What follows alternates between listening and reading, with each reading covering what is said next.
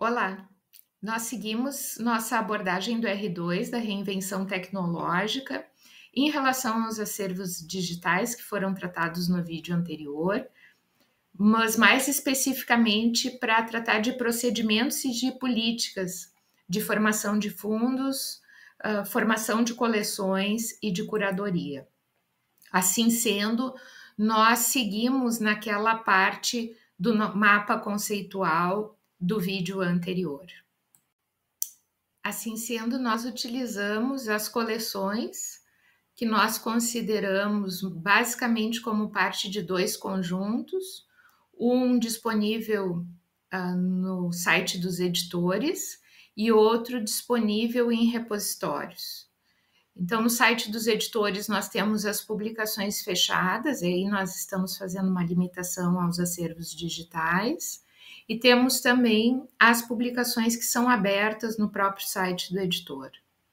Além disso, nos repositórios, nós temos publicações que são fechadas no site do editor, mas que permitem arquivamento aberto em repositórios digitais, e além disso, outros tipos de documentos que a gente pode, que nesse caso das publicações a gente chama de uma espécie de republicação, porque ela não está no site do editor, e além disso nós temos então o que chamamos de pré-publicações, porque não foram avaliados por nenhum editor, no caso de dados, pré-prints e relatórios de teses e dissertações. Além dos tipos de documentos, nós temos então os sistemas, e quando a biblioteca abre mão de desenvolver seus próprios sistemas e abre mão desses procedimentos que nós vamos tratar agora, de formação de fundos, de seleção e de curadoria, ela na realidade deixa a questão do acesso e da recuperação a ferramentas como o Google, que, como dissemos anteriormente, não permitem a integração entre o digital e o impresso, não viabilizam o acesso de documentos que são pagos para se ter acesso, seja por acesso perpétuo, temporário, por assinatura, e fica com a sua visibilidade definida por um algoritmo genérico e não adaptada à valorização dos documentos que fazem parte dos planos de ensino, pesquisa e extensão da universidade. Ao contrário de deixar de delegar essa função para o Google, se a biblioteca identifica como importante que o cumprimento de sua missão passa pelo desenvolvimento, curadoria ou pelo desenvolvimento de coleções ou de fundos ou curadoria de documentos digitais, ela vai utilizar dos sistemas, vai utilizar das coleções para permitir o acesso e a recuperação da produção aberta da sua comunidade universitária, ou ela vai possibilitar o acesso e a recuperação à produção aberta e fechada para a comunidade universitária. Políticas de fundos, políticas de seleção e curadoria são o tema desse vídeo. Nós vamos iniciar por políticas de fundos para repositórios institucionais. Não chamamos de políticas de seleção, porque eles seguem a lógica dos arquivos e não das bibliotecas. Mesmo que muito frequentemente, a maioria das vezes, os repositórios institucionais são funções desempenhadas pelas bibliotecas das instituições das universidades. No caso da política de fundos para o desenvolvimento de repósitos institucionais, nós temos então uma ênfase nos documentos de acesso aberto, que permitindo uma republicação, no caso dos documentos que já estão abertos no editor, mas que a gente duplica esse armazenamento por ser produção institucional. Há também os documentos que são fechados no editor, mas que possuem uma licença que permite arquivamento em repositório institucional. E, além disso, nós temos os relatórios de teses e dissertações. Nós temos uma produção, os repositórios institucionais, ele utiliza a política de fundos e ele cumpre muitas vezes função de arquivo, museu e biblioteca. E cada vez mais os nossos repositórios institucionais, eles cumprem uma função importante, considerando uma ampliação dos tipos de documentos que contemplam. Neste caso, a política de fundos define que os documentos que são de autoria de algum membro da comunidade universitária, alguém que possui vínculo, e se muitas vezes se especifica o tipo de vínculo daquela pessoa com a instituição, ele é passível de ser arquivado no repositório institucional, caso seja publicado uma produção que se enquadre em um certo tipo de categoria documental. Neste caso, não há uma seleção. Nós identificamos a vinculação institucional e o tipo de documento e automaticamente há uma decisão por arquivamento. Não há uma avaliação de qualidade, não há outro tipo de análise de seleção que se aplicaria, correspondendo a estes dois critérios, a vinculação institucional e os tipos de documentos, ele é automaticamente arquivado no repositório e por essa razão nós chamamos de política de fundos e não de política de seleção. De uma certa forma, como dissemos anteriormente, há uma tendência cada vez maior de uma ampliação de tipos de documentos. Os repositórios institucionais no Brasil iniciaram basicamente como bibliotecas de dissertações e teses, mas têm se ampliado, muitas vezes abrangendo legislação da universidade, o que é um documento típico de arquivo, às vezes acervos de seus museus, o que é um documento obviamente típico de museu, e assim por diante.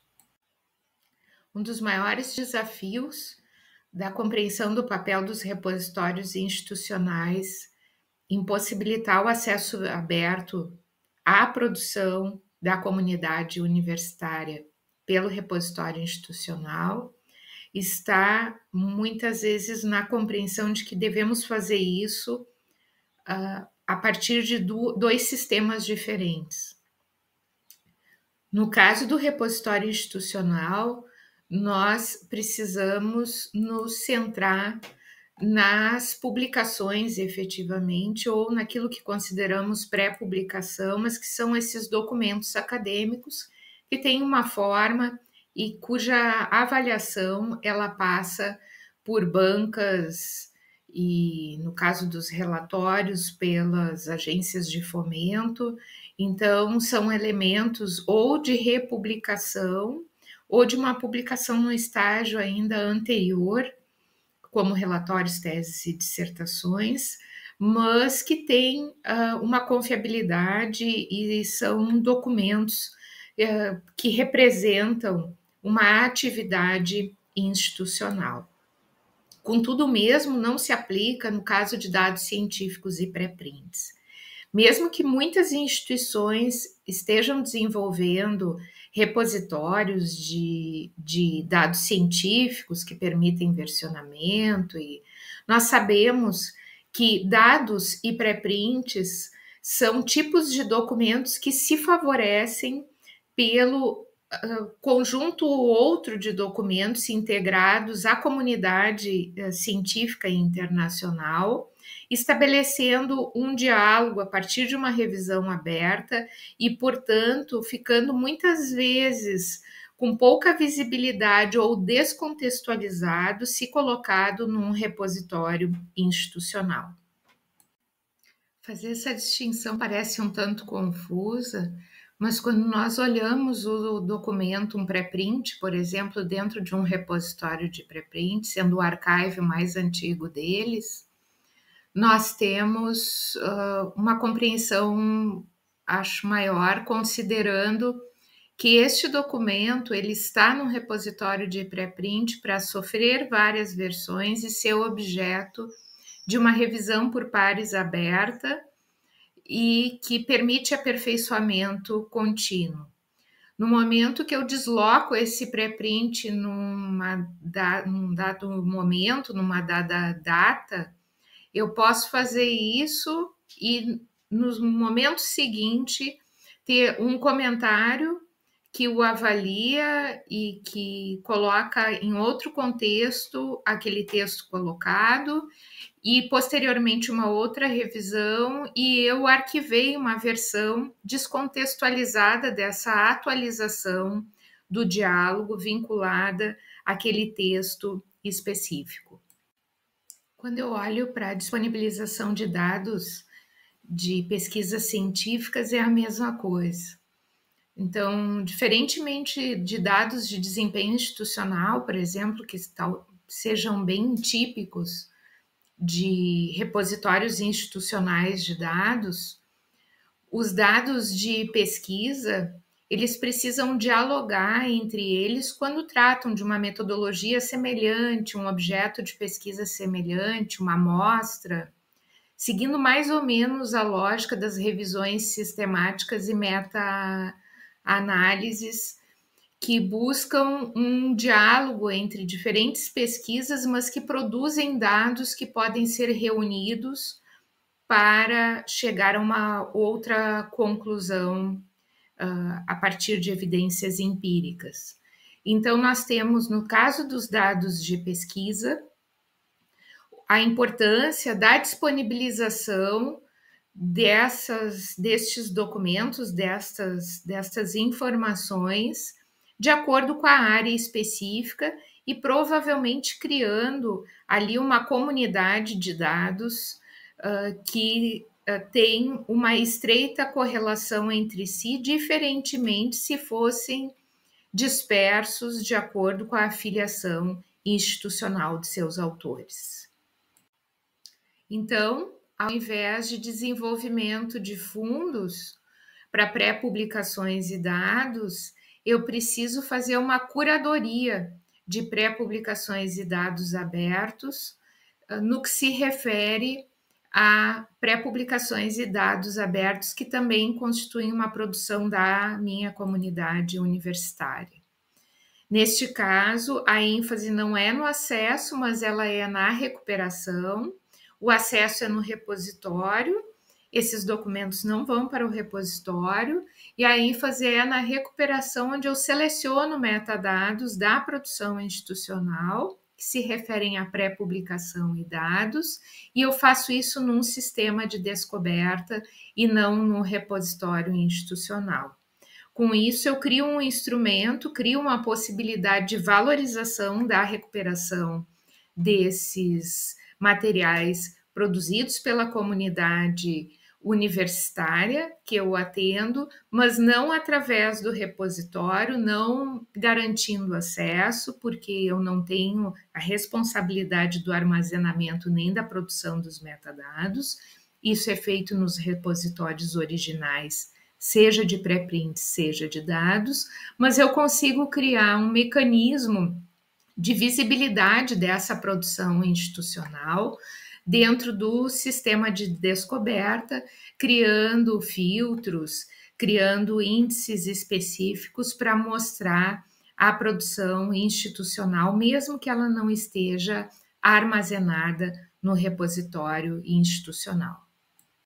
Então, fazendo uma comparação entre a formação de fundos e a curadoria de metadados, tendo como ênfase a produção institucional, quando eu tenho republicação, ou no caso de dissertações e teses e relatórios, eu vou ter a formação de fundos. É a produção institucional, corresponde a certos tipos de documentos, lembrando que os repositórios institucionais cada vez mais amplos, pegando podcasts, recursos educacionais, etc.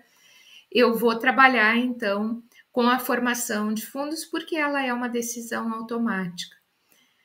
No caso de pré-publicação ou publicação de dados, se eu descontextualizar, se eu fizer um armazenamento paralelo, metadados paralelos, a chance desse documento se desatualizar e se descontextualizar é muito grande, mas eu quero enfatizar o que é na produção institucional, eu vou fazer uma curadoria de metadados no sistema de descoberta. E aí a minha ênfase não é no acesso à publicação, mas na recuperação da produção institucional. A concepção de curadoria de coleções digitais abertas, ela também se aplica a uma produção que não é da instituição, mas ela é uma produção de acesso aberto geral, que nós queremos enfatizar, que nós queremos tornar visível para a recuperação para a nossa comunidade.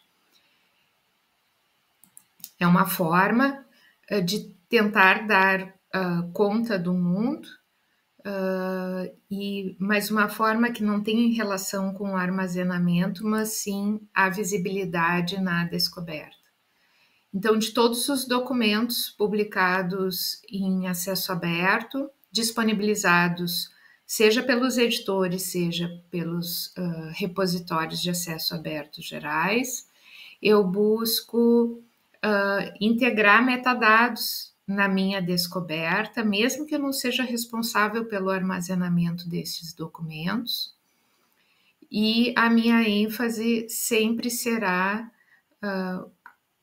as informações que estão disponibilizadas abertamente nos editores ou nos repositórios.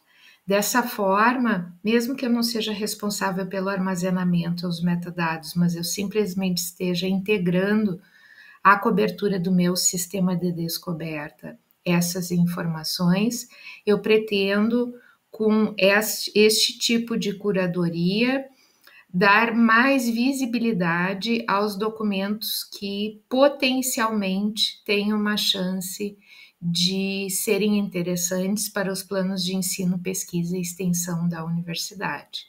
Eu digo potencialmente porque eu faço uma habilitação de metadados em bloco dentro do sistema de descoberta e eu não seleciono item a item, eu faço uma curadoria de fornecedores, seja de repositórios, seja de editores que me pareçam ter um grande potencial de interesse para corresponder como fontes de informação para o desenvolvimento dos projetos de pesquisa, ensino e extensão. Nós falamos de formação de fundos, falamos de curadoria nos sistemas de descoberta e agora vamos tratar da gestão e da formação de coleções digitais, considerando seu sentido mais tradicional, que passa por aquisição e seleção de materiais para a formação de uma coleção. Essa ênfase ela pode ser dada tanto aos materiais digitais de acesso fechado, nos quais nós fazemos contratos de acesso temporário pelas assinaturas ou de acesso perpétuo, e eles têm uma ênfase nos documentos, então, para a comunidade universitária. Eles não são mais de elaboração, de produção da comunidade universitária, mas é um acervo que nós buscamos dar acesso para a comunidade universitária. Um acesso que fazemos pelo nosso catálogo, considerando que, por ser um material de acesso fechado, nós geralmente não temos o direito de armazenamento desse material e as nossas ferramentas de acesso, elas precisam então remeter ao site dos próprios editores. Além disso, nós temos uma possibilidade de fazer um desenvolvimento de coleções para os materiais que estão em acesso aberto e que permitem arquivamento em outros repositórios que não o seu repositório de origem. E aí, neste caso, nós precisamos criar para esses materiais de acesso aberto um sistema de armazenamento da mesma forma como nós fazemos com o nosso repositório digital, só que ele não é do nosso repositório institucional, considerando que esse material não é produção da nossa instituição. O nosso objetivo neste momento é, novamente, dar acesso para a comunidade universitária ao material importante para os planos de ensino, pesquisa e extensão. E por que a biblioteca é instituição colecionadora? Na realidade, as bibliotecas agregam documentos dispersos de acordo com critérios específicos. Então, diferentemente dos arquivos, que a gente vai entender a diferença entre os arquivos das instituições, porque elas naturalmente vão congregar a produção daquela instituição de acordo com certos critérios.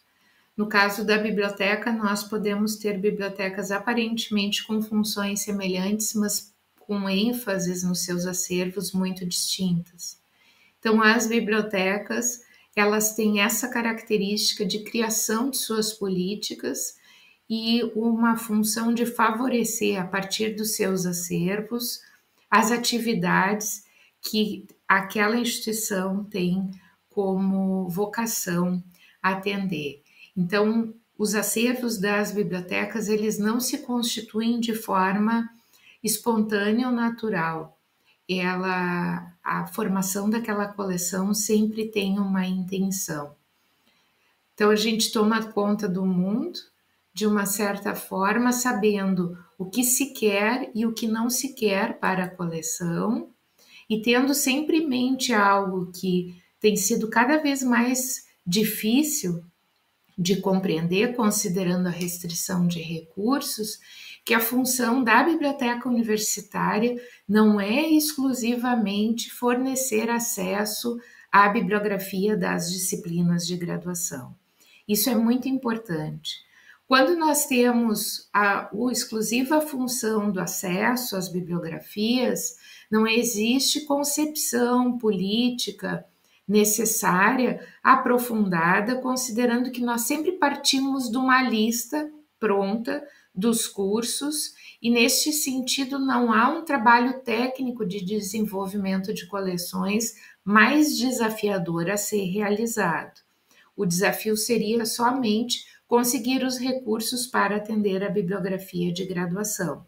As bibliotecas são muito mais do que isso. Elas precisam dar conta de uma série de outros materiais que vão auxiliar naquela nossa imagem anterior do desafio do conhecimento, que não é um desafio de informação simples.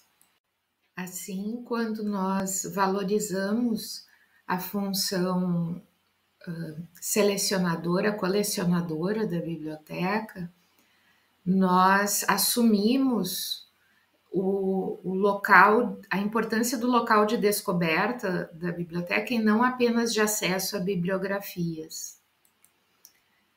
De um modo geral, o processo de desenvolvimento de coleções, mesmo que ele seja em sua rotina, ele pareça uma função bastante operacional, ele na realidade não o é.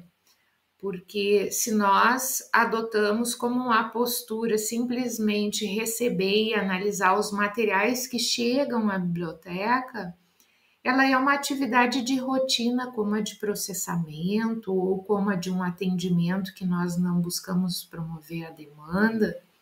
No caso do desenvolvimento de coleções, ele é inerentemente um setor de planejamento, porque eu preciso partir de um diagnóstico, tentar identificar os pontos fortes e fracos da minha coleção e, principalmente, mobilizar os recursos que são importantes para eu qualificar aquela coleção.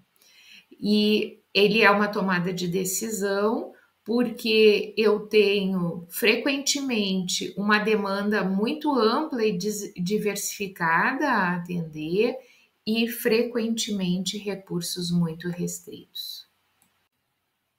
Como nós agrupamos o desenvolvimento de coleções, tanto de coleções abertas quanto fechadas nesse momento, é importante que a gente identifique que não é porque a coleção é aberta, ela não dependa de recursos.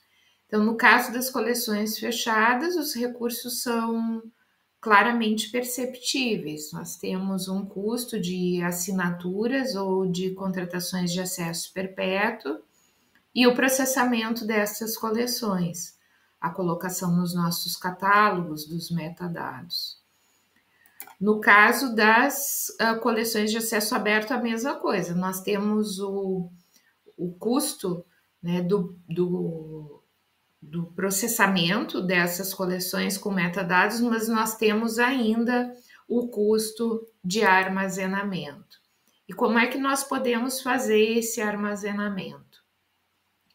Nós precisamos ter um servidor próprio e, por outro lado, nós só podemos fazer esse armazenamento se são claras as licenças de uso.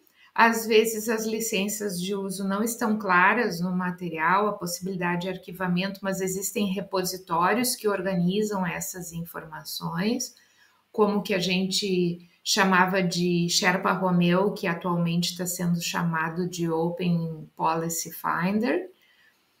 Além disso, nós temos a possibilidade de conseguir, no caso dos materiais com proteção de direito autoral, uma autorização dos detentores do direito autoral, possibilitando que a gente disponibilize esse material em acesso aberto. Nós temos a questão dos metadados, então, e a questão do armazenamento como recursos a serem investidos. Algumas pessoas consideram que fazem uma biblioteca virtual sem fazer um armazenamento. Esse, na realidade, é um conjunto de links que se coloca e, na realidade, não é uma biblioteca virtual, a gente não está fazendo uma garantia de armazenamento, e ao fazermos isso, a chance que nós temos de desperdiçar nossos poucos recursos na disponibilização de materiais que não ficarão disponíveis por um longo tempo para a nossa comunidade é muito grande.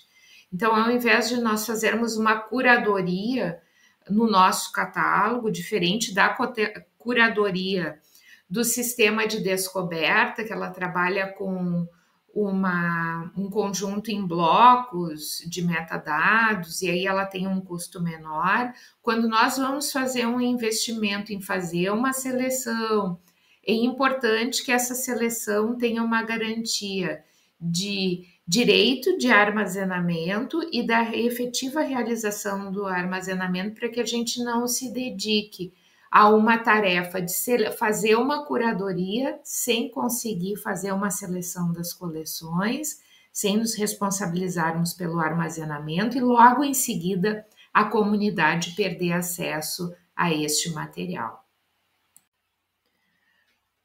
No caso dos materiais digitais, dos acervos digitais, eu sempre, obviamente, vou depender da disponibilidade digital deste material.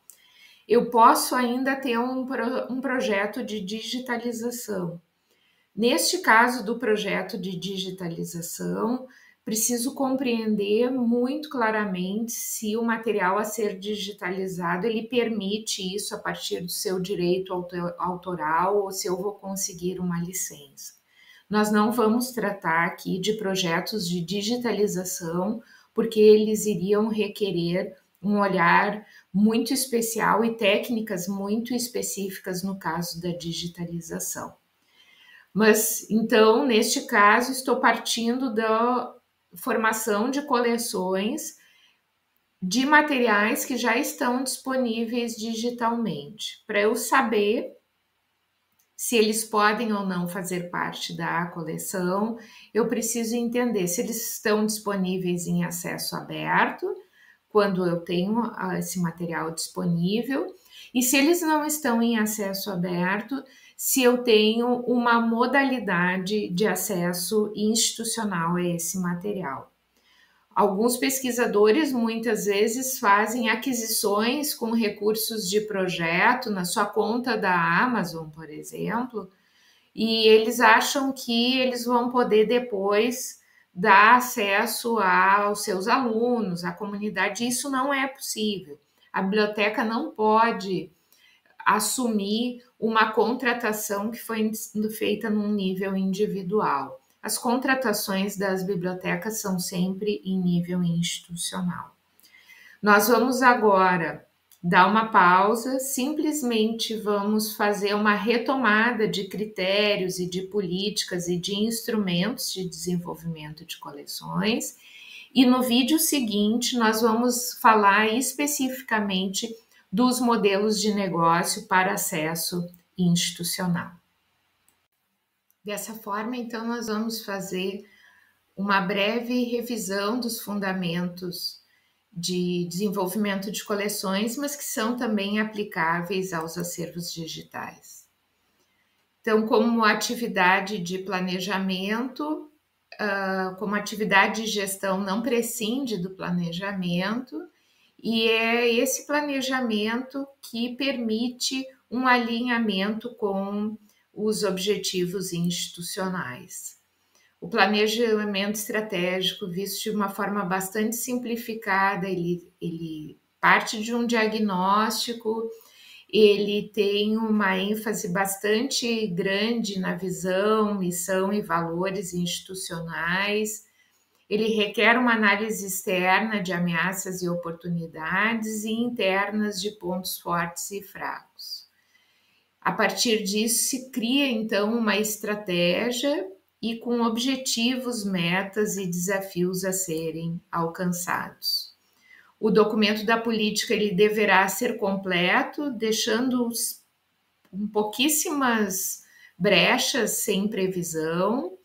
Por outro lado, precisa ser suficientemente flexível, permitindo alterações e inclusões, e ele precisa ser dinâmico, ele não é um material que engessará a biblioteca, mas ao contrário, ele vai se adaptando à medida que as estratégias vão se alterando, que existem outras oportunidades e ameaças, e assim por diante. A política de desenvolvimento de coleções, então, tem por objetivos oferecer diretrizes para o crescimento racional e equilibrado da coleção, assegurando que a coleção tenha consistência em seu crescimento. Ela tem como objetivo também permitir a formação de uma coleção com alto grau de excelência, tanto quantitativo quanto qualitativo. A gente fala em quantitativo também no caso do desenvolvimento de coleções digitais, porque muitas vezes nós conseguimos fazer contratações que permitem um número limitado de acessos simultâneos. Nem todos os acessos são ilimitados. Então, mesmo no caso da formação da coleção digital, esse parâmetro permanece sendo importante.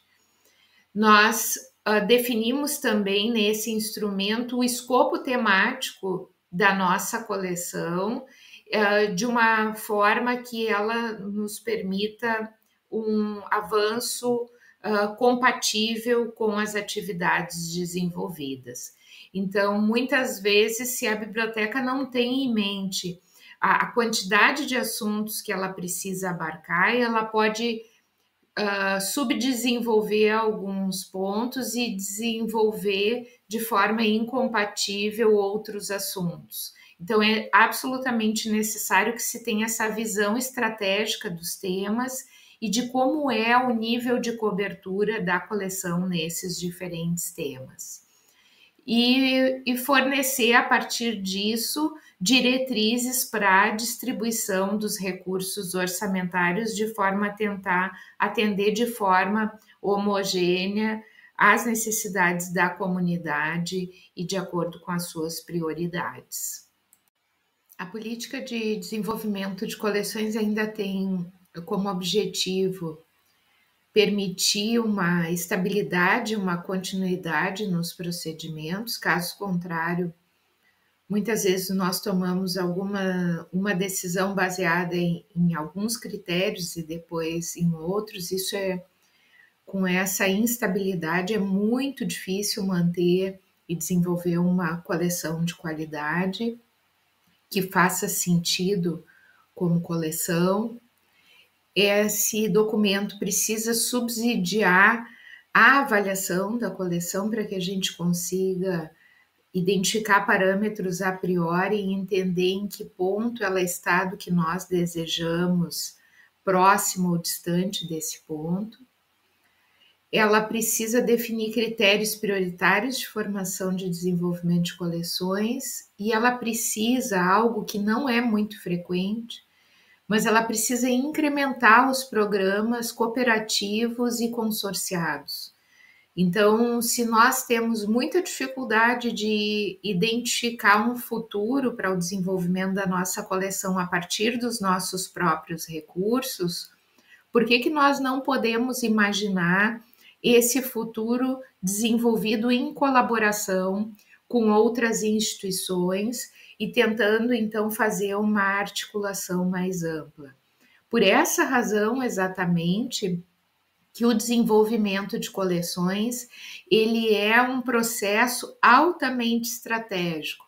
Ele vai definir, a partir da nossa qualidade das coleções, e também dos serviços, mas das nossas coleções, nossa capacidade de cumprir a missão da biblioteca, e na inexistência de recursos, eu preciso, então, rearticular e fazer parcerias, fazer colaborações, utilizar desse instrumento para conseguir efetivamente captar recursos. E, além disso, o instrumento da política de desenvolvimento de coleções, ele vai me permitir o tempo inteiro autoavaliação e reflexão. Em termos de sua estrutura política, vai conter esses objetivos, mas para dar conta desses objetivos, ela estará estruturada na identificação da responsabilidade pelo desenvolvimento de coleções, os elementos que serão constantemente utilizados para a análise da comunidade usuária real e potencial, as áreas de abrangência e os níveis de cobertura da coleção, assuntos e nível de tratamento, os vários tipos de documentos incluídos na coleção, instrumentos e critérios de seleção, modalidades de aquisição e avaliação das coleções. Basicamente, nós precisamos, como dados para a elaboração da política, o estado atual da coleção, seus pontos fortes e fracos, a comunidade e os recursos disponíveis. No que diz respeito à comunidade, é bastante importante que a gente compreenda que nós temos sempre que imaginar a necessidade da comunidade em contrapartida a um padrão abstrato de qualidade. Então, isso se aplica, por exemplo, a idioma. Muitas vezes nós temos uma coleção que é muito importante do ponto de vista de qualidade, mas ela está escrita em inglês e nossa comunidade não consegue acessar aquelas informações. Isso é um grande problema. Talvez eu precise de alternativas em português àquele material, num sentido de não tão grande excelência, mas algo que favoreça a acessibilidade ao conteúdo daquele material. Além disso, eu preciso sempre ter em mente que, muito frequentemente, eu tenho uma comunidade usuária da biblioteca, mas não significa que essa comunidade seja a totalidade da comunidade que eu preciso atender. Então, sempre colocar a atenção também no público que não frequenta a biblioteca ou no público que não utiliza os sistemas das bibliotecas. Esse é um elemento fundamental. Basicamente, nós trabalhamos com categorias que podem ser categorias de especialistas, professores, estudantes. Ela pode ser uma categoria de faixa etária, algo que é bastante importante considerando os acervos digitais. Muitas vezes a gente tem uma facilidade maior com a tecnologia nos jovens e não nas pessoas mais velhas. O comportamento informacional dos diferentes segmentos, formas de busca, costumes e uma previsibilidade das investigações que eu vou fazendo, sempre lembrando que, como instrumento de planejamento, essa política de desenvolvimento de coleções, ela vai me permitir não apenas planejar a coleção e desenvolvê-la, mas também relacionar com todos os outros serviços, caso eu precise fazer ações educativas, também numa tentativa de fazer mudanças nesta comunidade. Eu não vou analisar o estudo de comunidade apenas como uma fotografia desta comunidade e a sua coleção, mas também uma fotografia da comunidade da sua coleção e dos serviços que eu preciso desenvolver para desenvolver hábitos de leitura, de pesquisa, de estudo, de escrita, que qualifiquem o uso dessa coleção para a qual eu vou desenvolvê-la.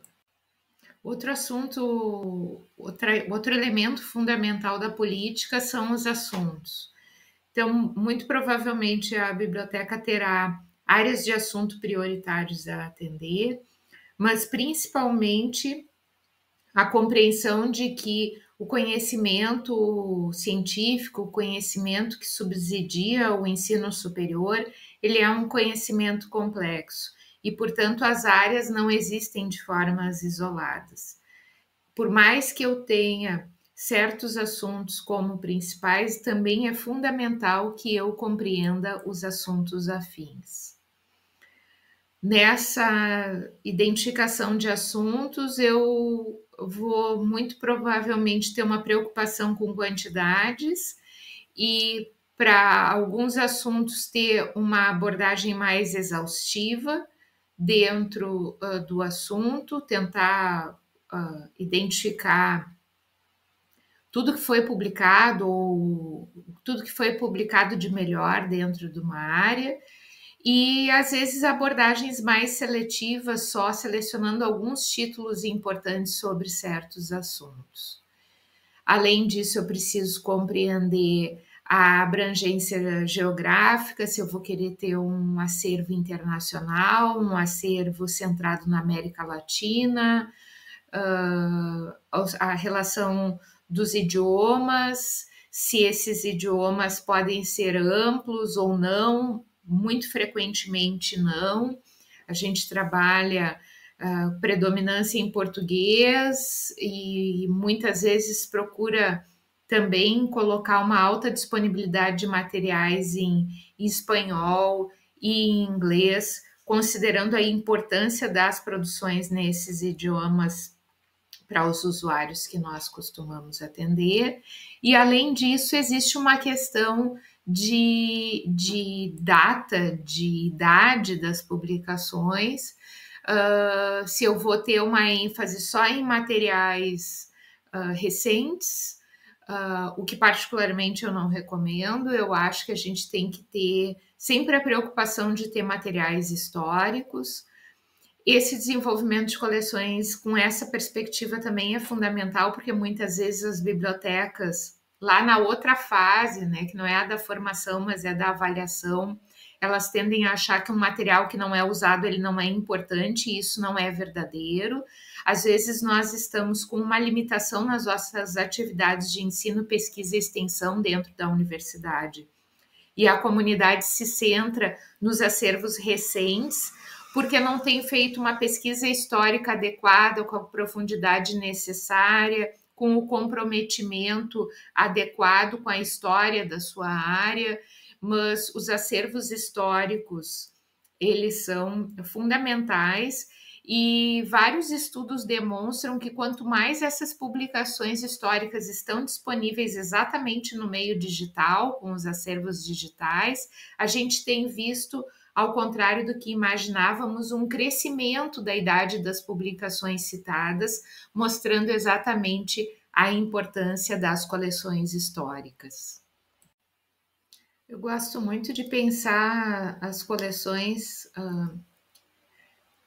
muito para além do conteúdo de pesquisa, mas principalmente pensando na formação superior e trabalhar com coleções que, ora elas são didáticas, ora elas são técnico-científicas, elas podem ser usadas também para pesquisa e também para a formação superior, para as atividades de ensino, ora elas são de referência.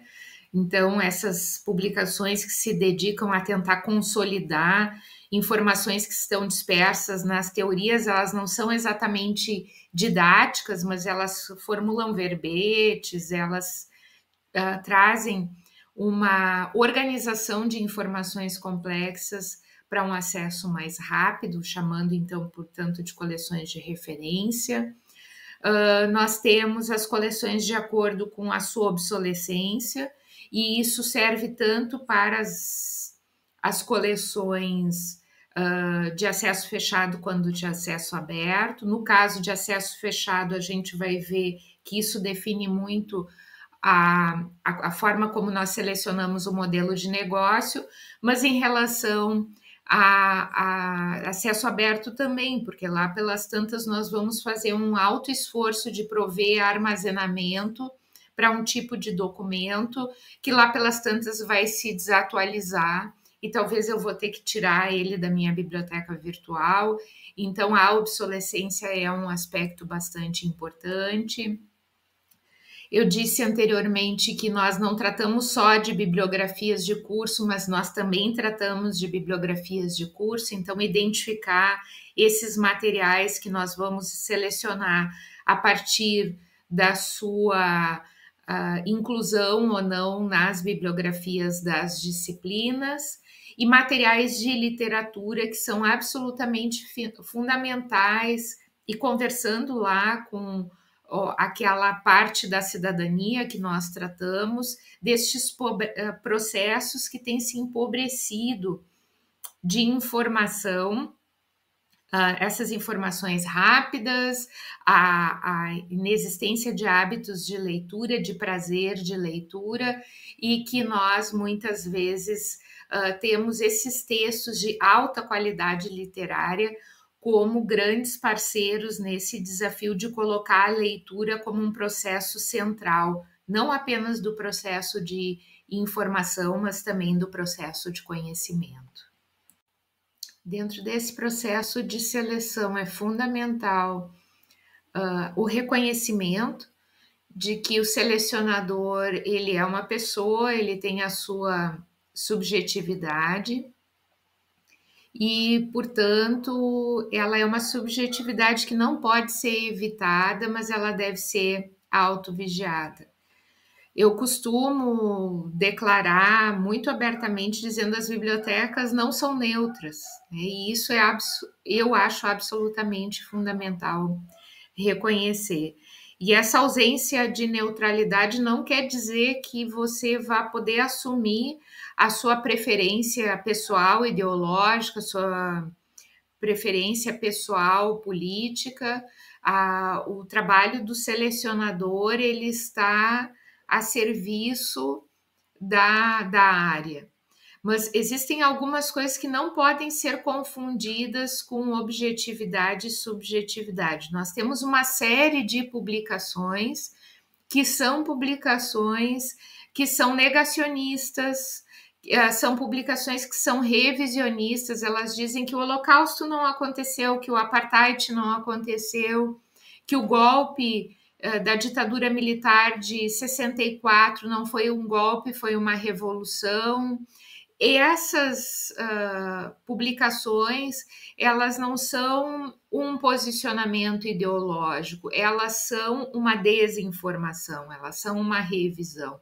Então, isso é fundamental, por mais que nós... Não, eu sou uma pessoa de esquerda, eu sou uma pessoa de direita, não interessa este elemento. O que interessa é a informação, e existem, muito antes das redes sociais, um conjunto de publicações que serviam para desinformar, com conteúdos que se amplificaram nas redes sociais. Mas isso não quer dizer que todas as publicações, todos os livros, eles tenham um comprometimento com as evidências históricas, sociais, conceituais, as obras que negam todas as evidências da evolução das espécies, naquela pesquisa exaustiva inaugurada por Darwin e exaustivamente desenvolvida na área de ciências biológicas, nada disso pode ser negado porque uma pessoa crê numa parte da Bíblia que diz que o mundo foi criado em 7 dias e assim por diante. Então, essas informações são fundamentais. Nós podemos ter todas as nossas crenças, inclusive acreditarmos que o mundo foi criado em 7 dias, mas isso não quer dizer que nós possamos colocar esse valor específico próprio, que esse valor específico próprio se sobreponha à coleção. A prática, somente a prática, torna um bibliotecário um selecionador. Muito dificilmente a gente aprende por um vídeo na sala de aula ou por leituras, mas a prática, assumir esse desafio, é o grande aprendizado do selecionador, e é um aprendizado que precisa ser sempre, sempre, sempre autovigiado. Nesse sentido, o selecionador ele precisa ter uma cultura geral ampla dentro da área de atuação da biblioteca. Às vezes a gente considera o bibliotecário não é um especialista em todos os assuntos, obviamente não. Mas quando ele começa a atuar num setor especializado, ele também precisa buscar conhecer os autores importantes, as principais editoras, as principais instituições. Ele precisa conhecer esse contexto da produção do conhecimento da área. Além disso, ele precisa ser tecnicamente preparado, ele precisa entender desta correlação entre as novas publicações que estão surgindo e os incrementos efetivos específicos naquela coleção. Ele não pode se seguir cegamente a partir dos novos lançamentos, ele tem que ter uma avaliação técnica dentro deste contexto da coleção. Fazer o diálogo a partir deste conhecimento com as características da comunidade, os serviços desenvolvidos. Às vezes a gente pretende desenvolver uma coleção, mas nós não vamos promover o seu uso a partir dos seus serviços, isso é muito complicado. E apesar do reconhecimento da sua subjetividade, perseguir esta imparcialidade. O selecionador conta com uma série de instrumentos, como os catálogos dos editores, as resenhas nas publicações científicas, acompanhar os blogs especializados na área de publicações, redes sociais dos editores, redes sociais dos principais divulgadores da área, de pessoas que fazem uma influência, não num sentido negativo, como a gente tem visto hoje em dia, mas num sentido educativo. Existem inúmeros instrumentos importantes que o selecionador vai utilizar nessa difícil tarefa de tentar tomar conta do mundo a partir da coleção. E é um tomar conta do mundo que ele é muito estratégico, ele depende de recursos, mas que eu me coloque com ambições na coleção. O que é que a minha coleção precisa representar e quais são as estratégias que eu vou lançar a mão para tentar qualificar o meu acervo constantemente e fazer com que a minha comunidade consiga ser alimentada por fontes de informação relevantes, que não são fontes de informação rápida, elas são fontes de informação que levam ao conhecimento. No próximo vídeo, agora nós vamos falar dos modelos de negócio para as publicações fechadas.